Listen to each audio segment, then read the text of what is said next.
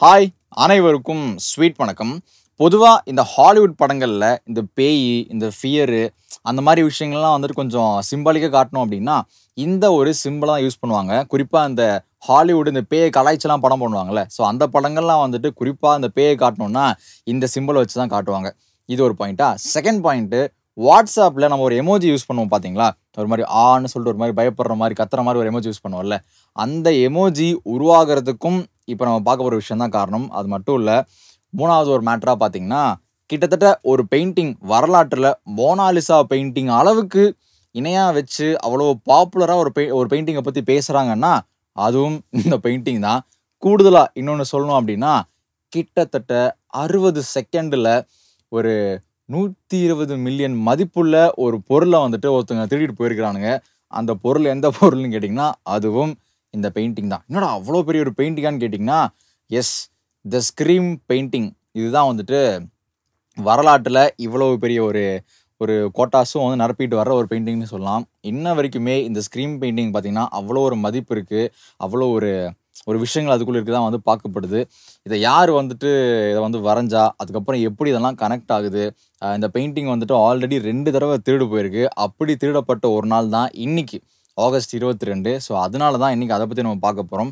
So இந்த வீடியோவில் அது எப்படி திருடு போச்சு அப்படின்றதுலாம் ஒரு அப்படியே லைனப்பில் வரும். பட் எனிவேஸ் ஃபுல்லாக அதை பற்றி பார்க்க போகிறோம்னா, இந்த பெயிண்டிங் யார் வரைஞ்சா, அவர் எப்படிப்பட்ட ஆள், அந்த பெயிண்டிங் யாருக்கெல்லாம் கைமாறி எப்படி இன்றைக்கி வந்துச்சு, ஒரு மாதிரி இன்ட்ரெஸ்டிங்காக இருக்க போகுது. ஏன்னா ஒரு பெயிண்டிங்கோட வரலாறு பார்க்கும்போது ஒரு மாதிரி அப்படியா இப்படிலாம் நடந்துச்சான்ற மாதிரி ஒரு மாதிரி சுவாரஸ்யமாகவும் அதிசயமாகவும் இருக்குது. ஸோ இன்றைக்கி இந்த த ஸ்க்ரீம் பெயிண்டிங் இதை பற்றின ஒரு சின்ன ஒரு ஜேர்னி தான் பார்க்க போகிறோம். பார்க்க ஆரம்பிச்சலாமா? ஸோ வருடம் 1863 நார்வே. இந்த டைமில் தான் எட்வர்ட் மன்ச் அப்படின்னு சொல்லப்படுற ஒரு ஆள் வந்து பிறகுறார். யாரா சம்மந்தமே இல்லாமல் எட்வர்ட் மன்ச்னு கேட்டிங்கன்னா, இவர் தான் இந்த பெயிண்டிங்கை வரைஞ்சவர். ஸோ இவர் பிறந்துட்டார் இல்லைங்களா. இவருடைய குடும்பத்தில் மொத்தம் 5 பேர். இவரோட சேர்த்தி மொத்தம் 5 பேர். இவருக்கு பிரதர்ஸு சிஸ்டர்ஸ்லாம் இருக்கிறாங்க. ஒரு மாதிரி நல்ல ஒரு ஜாலியான ஒரு ஃபேமிலி தான். ஆனால் இவர் பிறந்த டைமில் நடந்த ஒரு துரதிருஷ்டவசமோ என்னமோ தெரியல, அந்த டைமில் நார்வே அந்த இடங்கள்லாம் வந்துட்டு இந்த டியூபர்குலோசிஸ்னு நம்ம சொல்லுவோம் பார்த்தீங்களா, அது பயங்கரமாக பரவிக்கிட்டு இருந்த காரணத்தினால எல்லாரும் ரொம்ப வந்துட்டு பதட்டத்திலையும் ரொம்ப ஐயோ அடுத்து என்ன ஆகும், நம்ம கொரோனா டைமில் இருந்தோம்ல, கிட்டத்தட்ட அதே மாதிரி தான் வந்து அப்போ நாட்களும் போக ஆரம்பிச்சிது. அந்த டைமில் இவருக்கு 5 வயசாக இருக்கும்போது இவங்க அம்மாவும் அதை வந்து பாதிக்கப்படுறாங்க. கொஞ்சம் மாதங்கள்லேயே வந்துட்டு இவங்க அம்மா டிபி வந்து இறந்தும் போயிடுறாங்க. ஸோ ரொம்ப வந்துட்டு பர்சனலாக அஃபெக்ட் ஆகிடுறாரு எட்வர்ட் மன்ச்சு. அது மட்டும் இல்லாமல் வீட்லேயும் பார்த்தீங்கன்னா பெருசாக நிம்மதி இல்லை, ஒரு மாதிரி அழுகை, ஒரு மாதிரி சோகம் அந்த மாதிரி தான் வந்து போயிட்டே இருக்குது. இவரோட அப்பா வந்து ஒரு மெடிக்கல் இதில் வந்துட்டு அசிஸ்டண்ட்டாக வந்துட்டு ஒர்க் பண்ணிட்டு இருந்திருக்காரு, மெடிக்கல் ஸ்டாஃபாக மிலிட்ரியில். அது போக கொஞ்சம் ஒரு மாதிரி இந்த ஆர்ட் ஒர்க்ஸு, சினிமா இந்த மாதிரி விஷயங்களுக்கு ஆப்போசிட்டான ஒரு நபராகவும் வந்து இருந்திருக்கிறாரு இவங்க அப்பா. பார்த்தீங்களா, எப்பயுமே அப்படி தான் வரும் போல். அப்பா பையனுக்கு வந்து ஆர்ட் பிடிக்கணும், கண்டிப்பாக பெற்றவங்களுக்கு வந்து பிடிக்காம தான் இருக்கும் போல். அதுதான் அந்த டெஸ்டினி என்னமோ தெரியல. ஃபைன், ஓகே, நம்ம அப்படியே மேற்கொண்டு பார்ப்போம். அப்படி இருக்கும்போது கொஞ்ச நாள்லயே இவருக்குமே வந்துட்டு உடம்பு சரியில்லாமல் போயிடுது. எட்வர்ட் மன்ச்சுக்கு இவராலையும் சரியா ஸ்கூலுக்குலாம் போயிட்டு வர முடியல. அதனால வீட்டில் இருந்துக்கிட்டே வந்துட்டு மேக்ஸிமம் டைம் இவங்க அப்பா கதை சொல்கிறது, அப்புறம் கூட இருக்கிற அந்த சிப்ளிங்ஸ் கூட பேசுறதுன்ற மாதிரி வந்துட்டு அப்படியே டைம் ஓடிட்டு இருக்கு. அப்படி போயிட்டு இருக்கும்போது தான் மேலும் இன்னொரு இடியாக இவருடைய 14 வயசுல இவருடைய சிஸ்டர் சோஃபி அப்படின்னு சொல்லிட்டு ஒருத்தங்க, மூத்த சிஸ்டர். ஸோ அவங்களும் வந்து இறந்து போயிடுறாங்க. கிட்டத்தட்ட ரொம்ப பிடிச்ச ஒருத்தங்க சிஸ்டர், அவங்களும் இல்லை, அம்மாவும் இல்லை. அப்படிங்கும்போது ரொம்பவே ட்ராமாக்குள்ளே வந்துட்டு அஃபெக்ட் ஆகப்படுறாரு நம்மளுடைய எட்வர்ட் மன்ச்சு. இதனாலே என்னமோ தெரில, ஃப்யூச்சரில் பார்த்தீங்கன்னா இவருடைய எல்லா பெயிண்டிங்ஸுமே வந்துட்டு ஒரு மாதிரி இந்த ஃபியரு, இந்த மாதிரி ஒரு இழப்பு, அதை பேஸ் பண்ணப்பட்டதாகவே தான் இருக்கும் இவரோட ஃபுல் பெயிண்டிங்ஸுமே. இன்ஃபேக்ட் ஃபியர் பெயிண்டிங்குமே அந்த மாதிரி ஒரு விஷயமா தான் இருக்கும். ஸோ அப்படி இருக்கும்போது அப்படியே டேஸ் போகுது. ஒரு கட்டத்துக்கு அப்புறம் இவருடைய 17வது வயசில் இவர் ஒரு முடிவு எடுக்கிறார். அந்த முடிவு பார்த்தீங்கன்னா இவங்க அப்பாவோட முடிவுக்கு நேர்மாறாக இருக்குது. என்ன முடிவுன்னா, இவங்க அப்பாவுக்கு தான் பையன் ஒரு இன்ஜினியர் ஆகணும். ஆஃபீஸாக இருக்கும் இல்லைங்களா, என் பையன் பேங்க் எம்ப்ளாயாக இருக்கணும், என் பையன் டாக்டராக இருக்கணும்னு சொல்லிட்டு பெற்றவங்களுக்கு ஒரு கனவு இருக்கும்ல.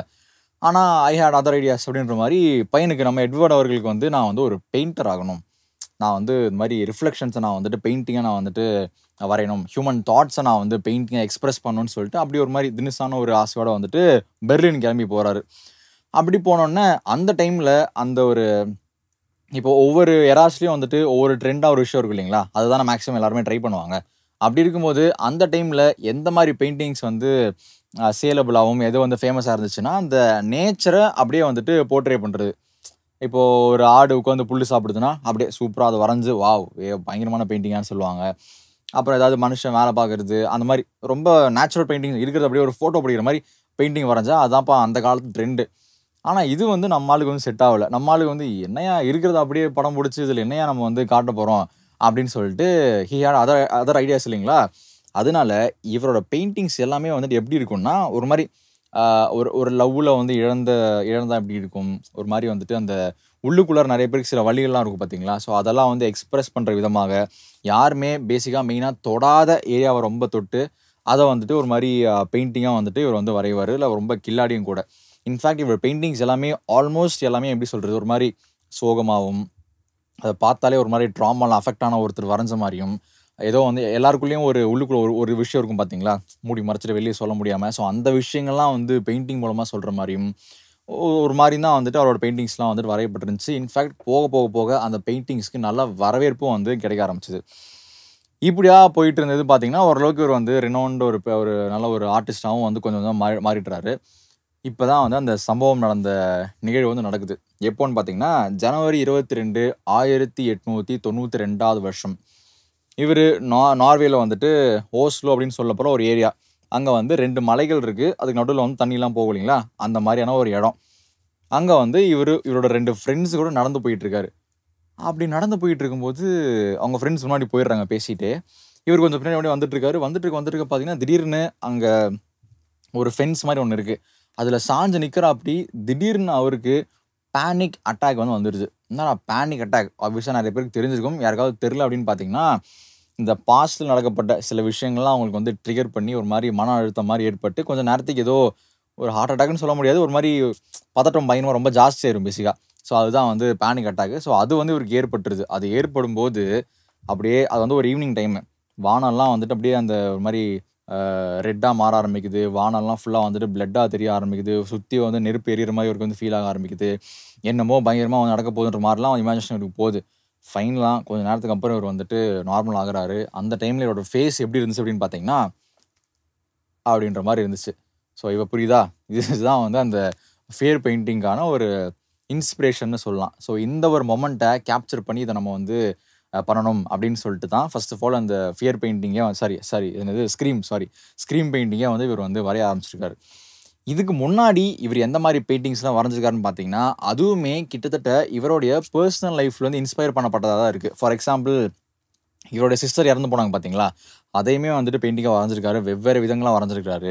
அதுக்கப்புறம் நெறைய பெர்சனல் விஷயங்கள்லாம் வரைஞ்சிருக்காரு. பிளஸ் இவரோட இன்னொரு தனித்தன்மை என்னன்னு பார்த்தீங்கன்னா, ஒரு பெயிண்டிங்க ஒரு தடவ வரைஞ்சிட்டு விட்டுற மாட்டாரு. அத நெறைய வெர்ஷன்ஸ் ட்ரை பண்ணுவாரு. இப்படி வரைவாரு, அப்படி வரைவாருன்ற மாரி நெறைய வெர்ஷன்லாம் ட்ரை பண்ணிட்டு இருப்பாரு. அப்படி பண்ணும்போது இனிஷியலா அவர் என்ன பண்ணாருன்னு பார்த்தீங்கன்னா, சரி ஓகே இந்த ஸ்க்ரீன் பெயிண்டிங் ஒரு தாட் மைண்டுக்கு வந்துருச்சு. இத வந்து ஒரு சீரிஸ் ஆஃப் ஒரு தீமோட வச்சு இத பிரசன்ட் பண்ணலான்னு சொல்லிட்டு முடிவுக்கு வராரு. அவரு முடிவு பண்ண அந்த சீரிஸ் ஆஃப் தீம் என்ன அப்படின்னு பார்த்தீங்கன்னா, அது இங்கிலீஷ்ல இருக்கும். நான் அப்படியே தமிழ்ல சொல்லிடுறேன். ஃபர்ஸ்ட் வந்து அதாவது ஒரு ஒரு வெப் சீரிஸ் மாரி வச்சுக்கோங்களேன். அந்த வெப் சீரிஸ்ல வந்து எல்லாமே இருக்கும்ல. ஒரு அழுகை, ஒரு நவரசா மாரி அழுகை, சிரிப்பு, கோவம், துக்கம் அந்த மாரி வந்துட்டு இவரு ஒரு ஆல்பம் மாரி ஒண்ணு கிரியேட் பண்றாரு. அந்த ஆல்பம்ல ஃபர்ஸ்ட் டாபிக் வந்துட்டு லவ் சீடுன்னு சொல்றாங்க. அதாவது காதல் அப்படின்றது விதைக்கப்பட்டிருக்கு. அத என்ஜாய் பண்ற அந்த தருணம். அதுக்கு அடுத்த இது பார்த்தீங்கன்னா, காதல் வந்துட்டு முற்றிலுமா வந்துட்டு காதல் மேல நம்பிக்கையே இல்லாம, "என்னடா வாழ்க்கை! அப்படின்னு போற அந்த ஒரு செக்மெண்ட். 3வது செக்மெண்ட் தான் இந்த ஆங்ஸைட்டி. அதெல்லாம் போனதுக்கப்புறம் ஒரு மாரி இருக்கும்ல, மன அழுத்தமா இருக்கும்ல. ஐயோ! என்னடா வாழ்க்கை இதுன்னு இருக்குல்ல. ஸோ அந்த ஒரு ஜோனு. 4வது டெத்து. ஸோ அந்த 4க்குமே சில பெயிண்டிங்ஸ்லாம் வரையறாரு. ஸோ அதுல அவருடைய அந்த ஆங்ஸைட்டி பார்ட்டுக்கு வரையப்படுற பெயிண்டிங் தான் இந்த ஸ்க்ரீம் பெயிண்டிங். ஆமா, ஸ்க்ரீம் பெயிண்டிங். ஸோ அத வந்துட்டு வரைஞ்சறாப்படி தலைவன். வரைஞ்சு முடிச்சதுக்கப்புறம் ஒரு மாரி ஒரு 1893வது வருஷம் இத வந்துட்டு ரிலீஸும் பண்றாரு. பயங்கரமான ஒரு ரெஸ்பான்ஸ் கிடைக்குது. இது ஒரு பெரிய ஒரு என்ன சொல்றது? அந்த தோழா படத்துல சொல்ற மாரி தான். "யோவ்! இது என்ன வெறும் பெயிண்டிங் நெனச்சீங்களா? அதுக்கு முன்னாடி எவ்வளோ இருக்கு தெரியுமா?" அந்த மாரிலாம் வந்துட்டு ஆராய்ச்சிகள்லாம் போக ஆரம்பிக்குது. ஸோ ஃபைனலா இவரு அதுக்கப்புறம் நெறையா பெயிண்டிங்ஸ் வரையறாரு. 1944ல இவர் வந்து இறந்தும் போறார். என்னடா மேட்டர் முடிச்சுட்டேன்னு கேட்டீங்கன்னா, வரேன். இதுக்கப்புறம் தான் இந்த பெயிண்டிங்ஸே வந்து ட்ராவல் ஆக ஆரம்பிக்குது. இவர் அந்த ஸ்க்ரீன் பெயிண்டிங் வரைஞ்சாரு இல்லைங்களா? அதுவே கிட்டத்தட்ட வந்துட்டு 3, 4 காப்பி வரைஞ்சிருக்காரு. ஒரு கார்ட்போர்ட்ல எல்லாமே கார்ட்போர்டு தான் வரையப்பட்டது. பட் ஆனா அந்த ஒரு 3, 4 காப்பியுமே வந்துட்டு ஒரு சிலது வந்துட்டு கலர் பேஸ்டல்ஸ் யூஸ் பண்ணி வரையப்பட்டிருக்கு. இன்னொரு சிலது வந்துட்டு வேற ஒரு கலர்ஸ் யூஸ் பண்ணி வரையப்பட்டிருக்கு. இந்த மாரி வேரியேஷன்ஸோட சில பல காப்பீஸ்லாம் இருக்கு. அப்படிப்பட்ட ஒரு காப்பி தான் வந்துட்டு கைமாறி வந்து கிட்டத்தட்ட ஒரு 1934வது வருஷம் யார்ட்ட போயிருக்குன்னு பார்த்தீங்கன்னா, அவங்க பேர் வந்து ஹென்ரியட் ஓல்சன் அப்படின்னு சொல்லப்படுற ஒருத்தங்க. ஸோ ஹென்ரியட் ஓல்சன்ட்டு பார்த்தீங்கன்னா அந்த ஒரு பெயிண்டிங் போகுது. அப்படியே டேஸ் போக போக பார்த்தீங்கன்னா அந்த உலக போருன்றது வந்து வருது இல்லைங்களா? ஸோ அதனால ஓல்சன் ஃபேமிலியே வந்துட்டு பிரிட்டனில் போய் தஞ்சம் அடைய வேண்டிய ஒரு சுச்சுவேஷன் ஏற்படுது. அப்போது இந்த பெயிண்டிங்லாம் பத்திரமா பாதுகாக்கணுமே, கூடயும் தூக்கிட்டு போக முடியாது, என்னடா பண்ணுறதுன்னு பார்க்கும்போது ஒரு பெரிய ஒரு வக்கிப்பூர், அந்த ஒரு வக்கிப்புல்னு சொல்லுவாங்கல்ல, மாடுக்கெல்லாம் போடுவாங்கல்ல, ஸோ அந்த ஒரு பெரிய ஒரு ஏரியாவில் இந்த பெயிண்டிங்கை மறைச்சி வச்சுட்டு போயிடுறாங்க. போனதுக்கப்புறம் ஒரு வழியாக அந்த வார்லாம் முடிஞ்சிருது. முடிஞ்சு தான் சொந்த ஊருக்கு வந்து பார்க்கும்போது அந்த பெயிண்டிங்லாம் சேஃபாக தான் இருக்குது. Super right. அப்படிங்கும்போது இப்போ அந்த ஓல்சன் என்ன பண்ணுறாங்கன்னா, சரி நமக்காக வந்துட்டு பிரிட்டன் வந்து நம்ம தங்க இடம்லாம் கொடுத்து அவங்க நல்லா பார்த்துக்கிட்டாங்க. ஸோ அதனால நம்ம ஒரு பெயிண்டிங் அவங்களுக்கு கிஃப்டாக கொடுப்போம் அப்படின்னு சொல்லிட்டு, அந்த ஸ்டார்டிங்கில் நான் சொன்னேன் பார்த்தீங்களா, இவங்க தங்கச்சி இறக்கும்போது ஒரு பெயிண்டிங் நம்ம ஆள் வரைஞ்சாருன்னு சொல்லிட்டு, அதை ஒரு கான்செப்டாக வச்சு வரைஞ்சாருன்னு சொல்லிட்டு, ஸோ அந்த பெயிண்டிங்கை லண்டனில் இருக்கிற ஒரு இடத்துக்கு வந்து அதை வந்து கிஃப்டாக கொடுத்துட்றாங்க. சரி இந்தாங்க நீங்கள் வந்து வச்சுக்கோங்க அப்படின்னு சொல்லிட்டு. அதுக்கப்புறம் இன்னொரு பெயிண்டிங் பார்த்தீங்கன்னா, அப்படியே கை மாறி வந்துட்டு இவங்க பையன்கிட்ட போகுது. அதுக்கப்புறம் அது கொஞ்ச நாள் இருக்குது, மியூசியமில் வைக்கிறாங்க, அப்படிலாம் போயிட்டுருக்கு. ஃபைனலாக 2010 வருஷம் பார்த்தீங்கன்னா, அந்த அந்த ஒரு வெர்ஷன் ஆஃப் பெயிண்டிங் வந்து ஏலத்துக்கு விடுறாங்க. ஏலத்துக்கு விடும்போது தான் நான் ஆல்ரெடி சொன்ன மாதிரி கிட்டத்தட்ட 120 மில்லியனுக்கு வந்து அந்த பெயிண்டிங் வந்து வாங்கிட்டு போயிடுறாங்க. ஸோ இதுதான் வந்துட்டு ஒரு ஒரு ஒரு வெர்ஷன் ஆஃப் பெயிண்டிங்கோடைய ஒரு கதை ரைட்டு. இன்னொரு வெர்ஷன் அப்படியே வந்து பார்த்தீங்கன்னா, அது வந்து மியூசியம்ஸில் இருக்குது. அது வந்து கிட்டத்தட்ட அதே நார்வே மியூசியமில் தான் வந்துட்டு அந்த பெயிண்டிங் வந்து வச்சிருக்கிறாங்க. இன்னொரு வெர்ஷன் ஆஃப் பெயிண்டிங்கை. இதுக்கும் வந்து 2 திருட்டு சம்பவங்கள் இந்த பெயிண்டிங் வந்து பதம் பார்த்துருக்கு. ஒரு சம்பவம் 1994 வருஷம் நடக்குது. அது எந்த வருஷம்னு பார்த்தீங்கன்னா, ஒலிம்பிக்ஸ் நடந்துட்டு இருந்த அந்த வருஷம். ஸோ ஒலிம்பிக்ஸ்லாம் அந்த டைமில் பயங்கரமாக பார்க்கப்பட்ட ஒரு ஸ்போர்ட்டாக பார்க்குற டைமில் அந்த அன்னைக்கு தான் ஒலிம்பிக்ஸோடைய இனாகுரேஷன் டே நடந்துட்டு இருந்த அந்த ஒரு நாள்.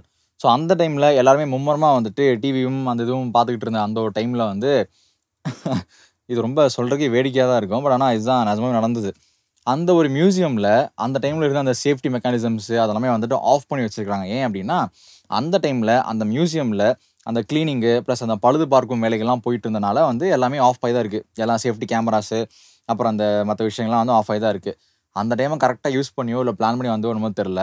2 பேர் உள்ளே வரானுங்க. வந்து 60 செகண்ட் தான். வெளியே வரானுங்க, ஏணியை போடுறானுங்க, கிடுகிடுன்னு ஏணி மேலே ஏறி ஜன்னல் வழியாக போயிட்டு லபக்குன்னு அந்த பெயிண்டிங்கை தூக்கிட்டு ஓடிடுறானுங்க. ஸோ கிட்டத்தட்ட 120 மில்லியன் மதிப்புள்ள ஒரு பெயிண்டிங்கை திருடுறதுக்கு அவங்களுக்கு எடுக்கப்பட்ட நேரம் பார்த்தீங்கன்னா, வெறும் 60 செகண்ட் தான். ஸோ ஒரு ஒரு ஹிஸ்ட்ரியில் வந்துட்டு இந்த இந்த மாதிரி ஒரு திருட்டு நடந்திருக்கா? அவ்வளோ மதிப்புள்ள ஒரு திருட்டு நடந்திருக்கான்னு பார்த்தீங்கன்னா, எனக்கு தெரிஞ்சு இல்லை தான். ஸோ எனிவேஸ் அதுக்கப்புறம் வந்து அந்த பெயிண்டிங்கை யார் திருடுறான்னு பார்க்கறதுக்காக வந்து ஸ்பெஷல் படைகள்லாம் அமைக்கப்படுது. ஸோ அமைக்கப்பட்ட அந்த படைக்கு பார்த்தீங்கன்னா, சார்லி ஹில் அப்படின்னு சொல்ல போகிறதா வந்து தலைமையில் அவரை வந்து ஒரு ஹெட்டாக போட்டு நீங்கள் போய் கண்டுபிடிங்க அப்படின்லாம் நிறைய பேர் அப்படியே அமுச்சு விட்றாங்க. ஸோ அவர் கடைசியில் வந்துட்டு பல் வலிக்கி துப்பி அவர் என்ன பல் துளைக்கி என்ன கண்டுபிடிச்சார் அப்படின்னா, ஒருத்தர் மேலே ஒரு சந்தேகம் வருது. அந்த ஒருத்தர் பேர் என்ன அப்படின்னு பார்த்தீங்கன்னா, பால் எங்கரா? ஆமாம், பால் எங்கர்ன்னு சொல்லிட்டு. இவர் ஒரு ஃபேமஸான ஃபுட்பால் பிளேயரும் கூட. ஏன் ஃபேமஸான ஃபுட்பால் பிளேயர்ன்றீங்க, இவன் என்னத்துக்குடா போய் திருடணும்னு சொல்லிட்டு நிறைய கேள்விகள்லாம் வருது இல்லைங்களா?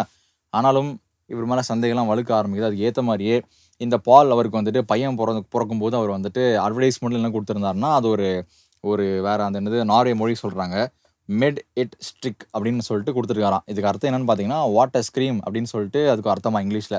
ஸோ இவர் ஒரு மாதிரி குறியீடாக வந்து நான் தான் திருடணுன்னு சொல்லிட்டு ஒரு மாதிரி கொடுக்குறாரு அப்படின்னு சொல்லிட்டு சில நிறையா பஞ்சாயத்தெல்லாம் போக கடைசியாக இந்த பாலாம் யார் பவர் இந்த சார்லி ஹில் இருக்கார் இல்லைங்களா, அந்த ஆஃபீஸர் இதுக்காக வந்துட்டு கூட்டு வரப்பட ஆஃபீஸர் அவர் வந்து கண்டுபிடிச்சி அந்த பெயிண்டிங்கை வாங்கி திருப்பியும் கொடுத்துட்றாரு. ஸோ ஃபஸ்ட்டு திருட்டு இப்படியா வந்து முடிஞ்சிருது. செகண்ட் திருட்டு பார்த்தீங்கன்னா 2004 வந்து நடக்குது. அந்த டைம்லேயும் ஃபார் த ஃபர்ஸ்ட் டைம் ஒரு ஆர்ட் பெயிண்டிங்காக வந்துட்டு ஒரு குரூப்பு கன்னோட வந்து மியூசியம்குள்ளே பூந்து எல்லாரையும் மிரட்டி அந்த பெயிண்டிங் அப்புறம் இன்னொரு பெயிண்டிங்கும் வந்துட்டு கூட சேர்ந்து தூக்கிட்டு போயிடுறாங்க. ஸோ அதுக்கப்புறம் சில பல நாட்களுக்கு அப்புறம் அதுவும் வந்து மீட்டு கொண்டு வந்து உள்ளே வச்சிடுறாங்க. ஆனால் வைக்கும்போது அந்த பெயிண்டிங் பார்த்தீங்கன்னா ஒரு மாதிரி கொஞ்சம் டேமேஜ் ஆகி ஒரு மாதிரி ஆகிடுது. அதுக்கப்புறம் கொஞ்சம் அதெல்லாம் வந்து பட்டி டிங்கரிங் பார்த்து இன்ன வரைக்கும் அது வந்து மியூசியம்ஸில் வந்துட்டு வைக்கப்பட்டிருக்கு. நார்வேல நினைக்கிறேன், இஃப் ஐம் நாட் ராங். சரியா, இதுதான் வந்து ஸ்க்ரீம் பெயிண்டிங்கோடைய ஒரு கதை. யோசிச்சு பாருங்களேன், ஒரு ஒரு பெயிண்டிங்கு எவ்வளோ ஒரு என்ன சொல்கிறது, எவ்வளோ ஒரு வருஷத்தை கவர் பண்ணியிருக்குன்னு பாருங்களேன். கிட்டத்தட்ட 1893 அந்த டைமில் வந்த ஒரு பெயிண்டிங் கிட்டத்தட்ட ஒரு 100, 120, 130 வருஷம் கிட்ட ஆச்சு இல்லைங்களா அப்ராக்ஸா. ஸோ எவ்வளோ பேர்கிட்ட கைமாறி இருக்குது, எவ்வளோ ட்ராவல் அது போயிருக்கு, எவ்வளோ அடிகள், எவ்வளவு கொடுமைகள்லாம் பார்த்து இன்றைக்கி ஃபைனலாக வந்து இன்னும் அந்த பெயிண்டிங் பத்திரமா இருக்குது மியூசியமில். ஸோ இதுதான் வந்து த ஸ்க்ரீம் பெயிண்டிங்கு. ஸோ இனிமேல் வந்து நீங்கள் அந்த வாட்ஸ்அப்பில் அந்த எமோஜி யூஸ் பண்ணும்போது யோசிச்சுக்கோங்க, ஓ இதுதான் அதுவா அப்படின்னு சொல்லி கனெக்ட் பண்ணிக்கோங்க. ஸோ இதுதான் அந்த ஸ்க்ரீமோட ஒரு சின்ன ஒரு கதை. Okay, that's it for today. மீண்டும் உங்களை நாளை மற்றும் ஒரு வீடியோ சந்திக்கிறேன். Until then thank you. Bye bye.